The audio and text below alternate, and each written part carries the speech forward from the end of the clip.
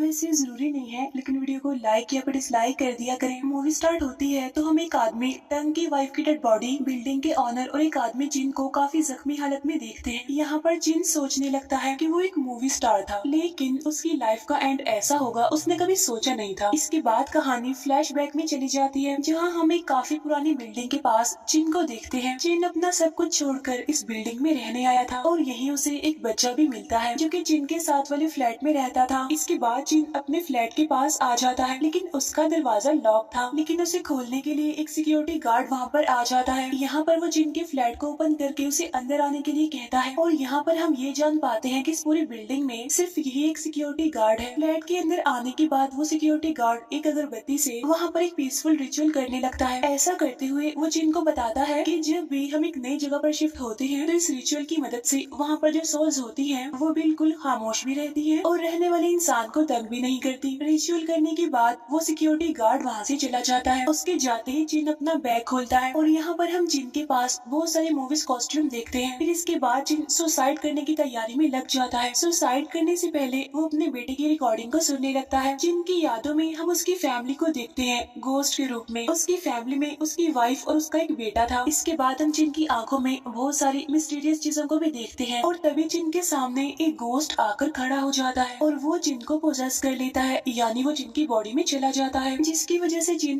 फांसी पर लटक कर तड़पने लगता है। लेकिन थोड़ी ही देर में यहाँ पर बिल्डिंग का ऑनर आ जाता है और वो जिन को फांसी लगने से बचा लेता है। फिर वो बिल्डिंग का ऑनर अपने फिंगर्स का क्रॉस बनाकर कुछ स्पेल्स पढ़ने लगता है, लेकिन तभी जिन उस बिल्डिंग ऑनर पर अटैक कर देता है क्योंकि वो तो पोजेस था और यहाँ पर अब उन दोनों के बीच फाइट होने लगती है। यहीं पर हम जिन के अंदर एक फीमेल गोस्ट को देखते हैं जिसे वो बिल्डिंग ऑनर जिन की बॉडी से निकाल देता है। इसके बाद शोर सुनकर लोग वहाँ पर देखने के लिए आ जाते हैं कि क्या हुआ। उन्हीं लोगों में हम एक आदमी टंग की वाइफ को देखते हैं और ये वही लेडी है जिसकी डेड बॉडी को हमने मूवी के स्टार्ट में देखा था। यहाँ पर जिन अपने मुंह से ब्लैक लिक्विड निकालता है। इसके बाद बिल्डिंग का ऑनर सभी लोगों को वहाँ से जाने के लिए कहता है। यहीं पर हम एक आदमी गाँव को देखते हैं जो कि क्रीपी सी लुक दे रहा था। असल में गाँव भूतों को देखने और निकालने में माहिर था। कुछ देर बाद जिन को अपने फ्लैट के बाहर से कोई आवाज सुनाई देती है। असल में जिनके फ्लैट के बाहर एक लेडी होती है जो कि फ्लैट के बाहर रखे बचे हुए खाने को खा रही थी और इसका नाम फिंग था। और जब फिंग जिन को देखती है तो वो उससे माफी मांगने लगती है और जैसे ही वो मुड़कर जिन के फ्लैट के अंदर देखती है तो उसे वहाँ दो लड़कियों के मिस्टीरियस गोस्ट दिखते हैं और रूम का भी काफी बुरा हाल था। तब ये देखकर फिंग डर जाती है और वहाँ से चली जाती है। इसके बाद हमें एक ओल्ड कपल दिखाया जाता है और इसी बूढ़े आदमी का नाम टंग होता है। टंग और उसकी वाइफ एक दूसरे से बहुत प्यार करते थे। रूटीन के मुताबिक टंग गार्बेज को अपने फ्लैट से बाहर रखने के लिए जा रहा था और यहाँ हम स्टेयर्स पर एक बच्चे के गोश्त को रोता हुआ देखते हैं और जब टंग उसे देखने के लिए आगे बढ़ता है तो उसका पाँव स्लिप हो जाता है और वो काफी बुरे तरीके से गिरता है, जिसकी वजह से वो काफी इंजर्ड हो जाता है। इसके बाद सीन शिफ्ट होकर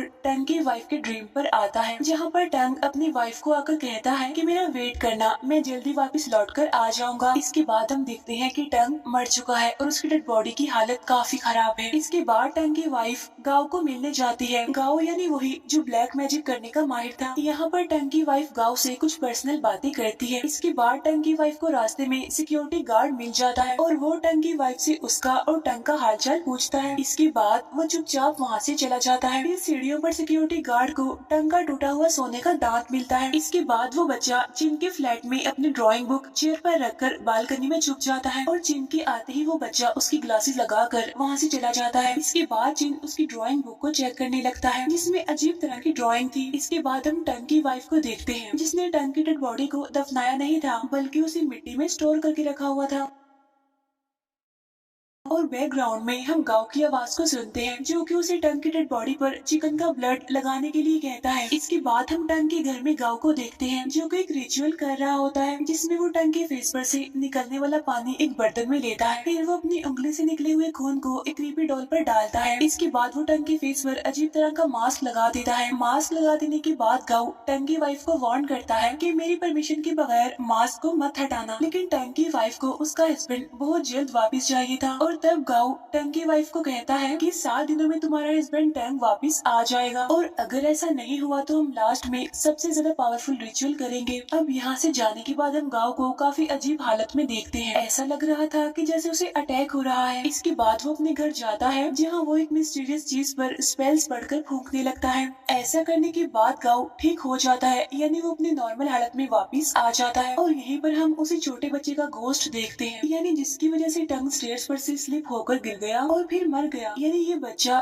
टंग के मरने का रीजन बना। इसके बाद हमें पता चलता है कि वो छोटा बच्चा फिंक का है। फिंक यानी वही लेडी जो जिन के फ्लैट के बाहर बैठी हुई थी। इसके बाद जिन उसी लेडी फिंक और उसके बेटे का पीछा करने लगता है, जहाँ पर उसे सिक्योरिटी गार्ड मिलता है। और यहीं पर जिन के फ्लैट की स्टोरी सामने आती है, यानी वहाँ पर कौन से गोस्ट है और वो क्यों है। यहाँ पर हम देखते हैं कि फिंक अपने हस्बैंड और अपने बेटे के साथ उसी फ्लैट में रहती थी जहाँ अब जिन रहता है। और यही फिंक का हस्बैंड 2 ट्विन सिस्टर्स को ट्यूशन देता था। फिर एक दिन फिंक के हस्बैंड ने ट्विन सिस्टर्स में से एक के साथ मिसबिहेव किया, जहाँ दूसरी बहन ने आकर उस पर अटैक कर दिया, जिसमें फिंक का हस्बैंड और एक बहन मारी गई। तब अपनी बहन को मरा हुआ देखकर दूसरी बहन काफी दुखी हो जाती है, इसीलिए वो भी फांसी लगाकर सुसाइड कर लेती है। इसका मतलब ये है कि फिंक ने जिनके फ्लैट में जिन 2 लड़कियों के गोश्त को देखा था, वो असल में इन दोनों बहनों के ही गोश्त थे। ये स्टोरी सुनकर जिन को फिंक और उसके बेटे पर तरस आने लगता है, इसीलिए वो फिंक की हेल्प करने का डिसाइड करता है। इसके बाद हम टंग की वाइफ को देखते हैं, जो कि अपने हस्बैंड से बात कर रही होती है, और यहाँ पर वो अपने हस्बैंड टंग को जल्दी वापस आने के लिए कहती है। और यहीं पर टंग एक क्रीपी लुक देता है। इसके बाद हम जिन और बिल्डिंग के ऑनर को देखते हैं। यहाँ पर जिन बिल्डिंग ऑनर से हेल्प मांगता है ताकि वो अपने फ्लैट से ट्विन सिस्टर्स के गोश्त को निकाल कर फिंक और उसके बेटे को एक घर दे सके, लेकिन बिल्डिंग ऑनर उसकी बात को इग्नोर कर देता है। इसके बाद हम उस ऑनर के फैमिली बैकग्राउंड को देखते हैं, जहाँ उसकी फैमिली भी गोस्ट और वेम्पायर हंटर थी। और यहीं हम एक आर्टिफैक्ट को देखते हैं जो कि बिल्डिंग ऑनर की हेल्प करता है गोस्ट और वेम्पायर्स को पकड़ने में। इसके बाद जिन अपने फ्लैट में वापस आ जाता है, और यहाँ पर गाओ जिन पर खून डालकर रिचुअल करने लगता है, जिसमें ट्विन सिस्टर्स जिन को पोजेस कर लेती हैं, यानी उसकी बॉडी में आ जाती है। और यहीं पर उनमें फाइट होने लगती है, जहाँ गाओ उसे कंट्रोल करने की काफी कोशिश करता है, लेकिन ट्विन सिस्टर्स के गोश्त उसी पर भारी पड़ने लगते हैं। और तभी यहाँ पर वो ऑनर भी आ जाता है, जो कि गाओ के साथ मिलकर जिनकी बॉडी से ट्विन सिस्टर्स के गोश्त को बाहर निकाल देता है। इसके बाद वो दोनों मिलकर दोनों बहनों के गोश्त को एक कबर्ड में बंद कर देते हैं। ये सारी सिचुएशन नॉर्मल होने के बाद गाओ बिल्डिंग ऑनर को थैंक्स कहता है, लेकिन वो ऑनर गाओ को कहता है कि टाइम वेस्ट मत करो, जल्दी से इन्हें ठिकाने लगाओ। इसके बाद जिन भी खुद को संभालते हुए नॉर्मल होने लगता है। इसके बाद वो अपने घर को रिपेयर करता है और वो फिंक और उसके बेटे को अपने साथ रख लेता है। अब आहिस्ता आहिस्ता वो तीनों आपस में एक दूसरे के साथ घुलने मिलने लगते हैं। इसके बाद हम बिल्डिंग ऑनर और सिक्योरिटी गार्ड को देखते हैं, और यहाँ पर सिक्योरिटी गार्ड ऑनर को रिवील करता है कि मुझे फिंक ने बताया है कि टंग को किसी ने मार दिया है, और उसकी मौत का रीजन एक छोटे बच्चे का गोश्त है। जिस पर बिल्डिंग ऑनर उसे समझाने की कोशिश करता है कि बच्चों के गोश्त यहाँ पर नहीं है और ना ही टंग मरा होगा। तब सिक्योरिटी गार्ड उसे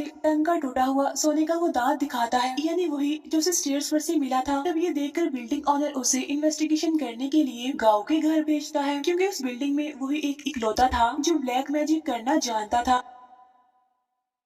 इसके बाद हमें टंग की वाइफ दिखाई जाती है, जो कि गांव के घर पर आई हुई थी। यहाँ पर टंग की वाइफ गांव को बताती है कि टंग हर रात 11 बजे आंखें खोलता है, और मैं इन सारी चीजों को लेकर काफी परेशान हूँ, क्योंकि मैं अपने हस्बैंड को बहुत जल्द वापस लाना चाहती हूँ, लेकिन वो वापस आ नहीं रहा। और तब गांव से यहाँ पर रिलैक्स रहने के लिए कहता है ताकि किसी को हमारे ऊपर शक ना हो। फिर कुछ देर के बाद वहाँ पर सिक्योरिटी गार्ड पहुँच जाता है, और वो गाँव से उस छोटे बच्चे के गोश्त के बारे में सवाल जवाब करने लगता है, जिस पर गाँव कहता है कि मैं इस बारे में कुछ नहीं जानता। और तभी सिक्योरिटी गार्ड वहाँ पर टंग की वाइफ को देख लेता है, लेकिन सिक्योरिटी गार्ड अंदर आते आते कुछ कैंडीज वहाँ पर गिरा देता है, ताकि अगर कोई बच्चा होगा भी तो वो कैंडीज को उठाने जरूर आएगा। यहाँ पर वो सिक्योरिटी गार्ड टंग की वाइफ से टंग का हालचाल पूछता है, जिस पर टंग की वाइफ कहती है कि हाँ वो बिल्कुल ठीक है। और तभी उसी बच्चे का गोश्त एक कैंडी उठा लेता है। तब आवाज सुनकर सिक्योरिटी गार्ड को पता चल जाता है, और इसीलिए वो गाँव पर गुस्सा करता है कि तुम ब्लैक मैजिक करके इस पूरी बिल्डिंग में गड़बड़ कर रहे हो। और तब सिक्योरिटी गार्ड उसे टंग का सोने का दांत दिखाकर कहता है कि टंग कहाँ है, लेकिन तभी पीछे से टंग की वाइफ सिक्योरिटी गार्ड पर अटैक कर देती है और मार मार कर उसके सर को क्रश करके उसे मार डालती है। इसके बाद बिल्डिंग का ऑनर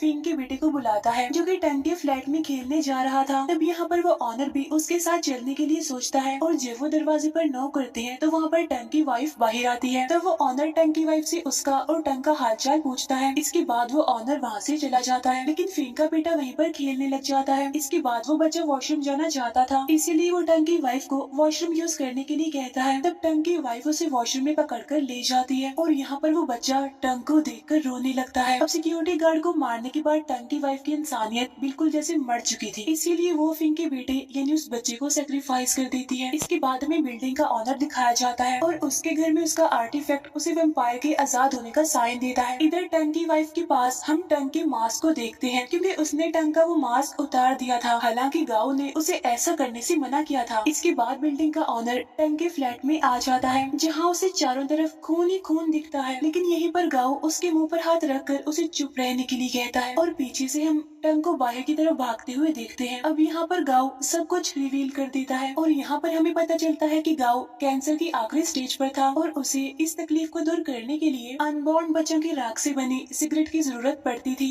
अब यहाँ पर टंग और ट्विन सिस्टर्स के बारे में सब कुछ रिवील होता है। यहाँ पर गाओ ट्विन सिस्टर्स को टंग की बॉडी में यूज करके उसे एक पावरफुल वैम्पायर और गोस्ट बनाना चाहता था, जिसके बाद वो रिचुअल करके अपने कैंसर को बिल्कुल खत्म कर देगा और अगर ऐसा हो गया तो वो पावरफुल और इमॉर्टल भी हो जाएगा, यानी वो कभी भी नहीं मर सकेगा। लेकिन जब गाओ टंग को ले जा रहा था तो उस टाइम वो जिंदा था, लेकिन खुद गर्ल्स गाओ ने अपनी जिंदगी बचाने के लिए टंग को मार दिया, लेकिन उसे ऐसा करते हुए फिंग ने देख लिया था। लेकिन उसे डर था कि अगर उसने ये बात सबको बता दी तो कहीं गाओ उसके बेटे को मार ना दे, इसीलिए उसने गाओ की रियलिटी किसी को नहीं बताई, सबसे छुपा कर रखी। लेकिन उसने उस छोटे बच्चे के गोस्ट के बारे में जिन को बताया था, क्योंकि उस बच्चे के गोस्ट की वजह से ऑटोमेटिकली सारा शक गाओ पर ही आने वाला था। इसके बाद गाओ की भी मौत हो जाती है। इसके बाद बिल्डिंग ऑनर वॉशरूम की तरफ बढ़ता है, जहाँ उसे फिंग के बेटे यानी उस छोटे बच्चे के बाल और बहुत सारा खून पड़ा हुआ मिलता है। इसके बाद हम फिंग को देखते हैं जो कि अपने बेटे को ढूंढ रही होती है, लेकिन बाय मिस्टेक वो ट्विन सिस्टर्स के गोस्ट को अलमारी में से आजाद कर देती है। फिर बिल्डिंग ऑनर जिन के पास जाकर उसे टंग के बारे में सारी बात बता देता है और वो उसे कहता है कि फिंग की जान भी खतरे में है, इसीलिए अब तुम उसे ढूंढ कर बचा लो। उधर हम देखते हैं कि फिंग से मिलने के लिए उसके बेटे का गोस्ट आता है, जिसे देखकर फिंग काफी दुखी हो जाती है और काफी टूट जाती है और फिंग गुस्से में आकर इतनी ज्यादा पागल हो जाती है कि वो अपने हाथ ही काट लेती है ताकि खून को स्मेल करके टंग उसके पास आ सके। और खून को स्मेल करके जब टंग उसके सामने आता है तो फिंग उसे मारने की कोशिश करती है, लेकिन टंग उल्टा उसी पर अटैक कर देता है। यहाँ वो फिंग पर भारी पड़ रहा था और उसे बेरहमी से मारने लगता है और फिर देखते ही देखते लास्ट में टंग फिंग को मार ही डालता है।